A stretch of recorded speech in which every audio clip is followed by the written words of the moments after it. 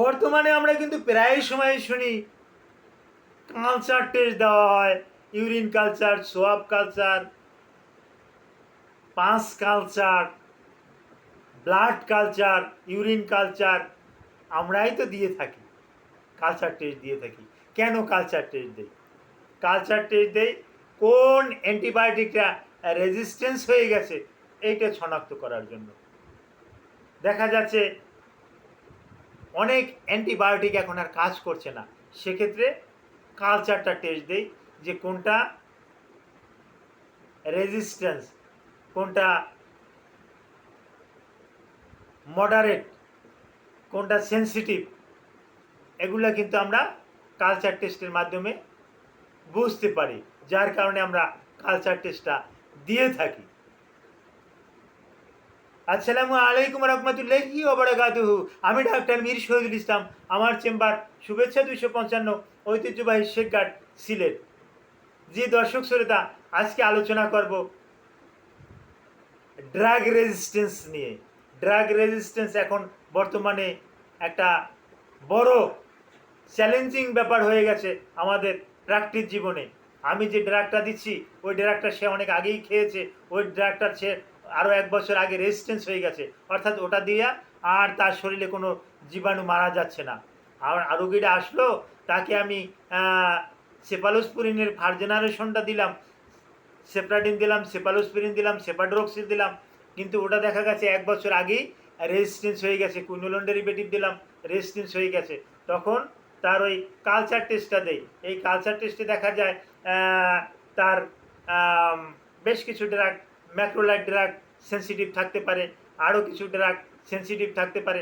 তখন আমরা second generation সেফালোস্পুরিন জাতীয় ড্রাগ দেই, কুইনোলোন ডেরিভেটিভ দেই, ম্যাক্রোলাইট গ্রুপের কিছু ড্রাগ, এগুলো আমরা দিয়ে থাকি। আর এই বর্তমানে এই ড্রাগ রেজিস্ট্যান্স হওয়ার মূল কারণ কিন্তু আমরা যত্রতত্র ওই ফার্মেসি থেকে চাইয়ে চাইয়ে নিয়ে ওষুধ খাই।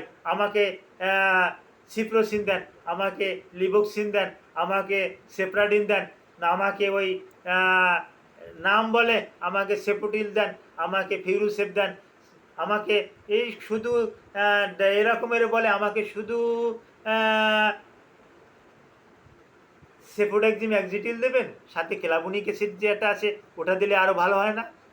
ফার্মেসিওয়ালাতে বলে হ্যাঁ ভালো হয়, তাই নেন এটাই নিয়ে নেন, ফিউরো ক্লাবটা খাইয়ে দেখেন।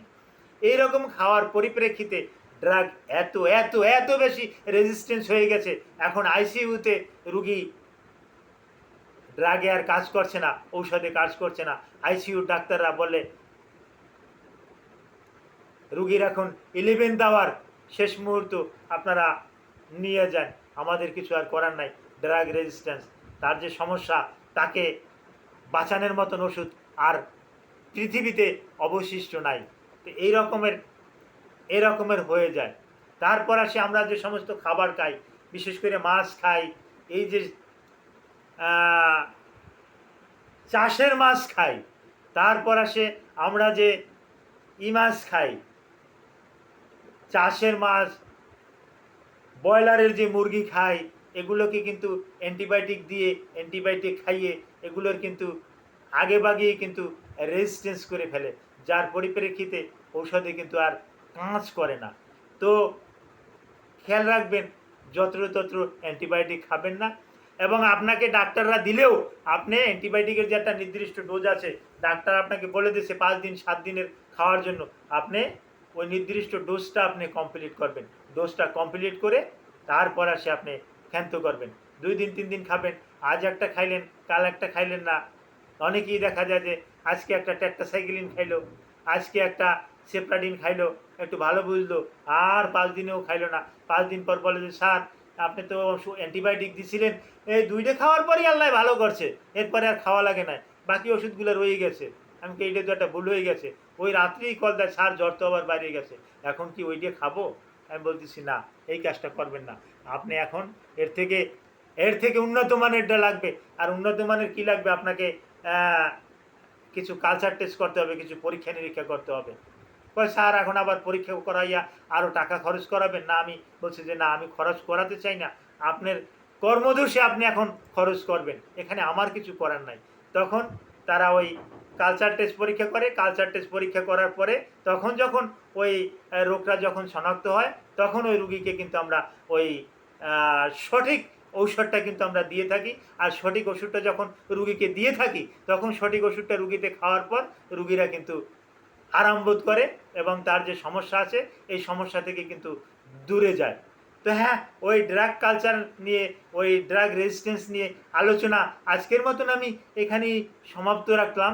তো কালচার সম্পর্কে যদি আপনাদের যদি আরও কিছু জানতে ইচ্ছে করে, ড্রাগ রেজিস্ট্যান্স সম্পর্কে যদি আপনার আরও কিছু জানতে ইচ্ছে করে, আপনি আমাকে কল দিবেন, আমাকে হোয়াটসঅ্যাপে নক করবেন, অথবা ভিডিওর এই কমেন্ট বক্সে আপনি কমেন্ট করবেন, আমি বিস্তারিত জানিয়ে দেব ইনশাআল্লাহ।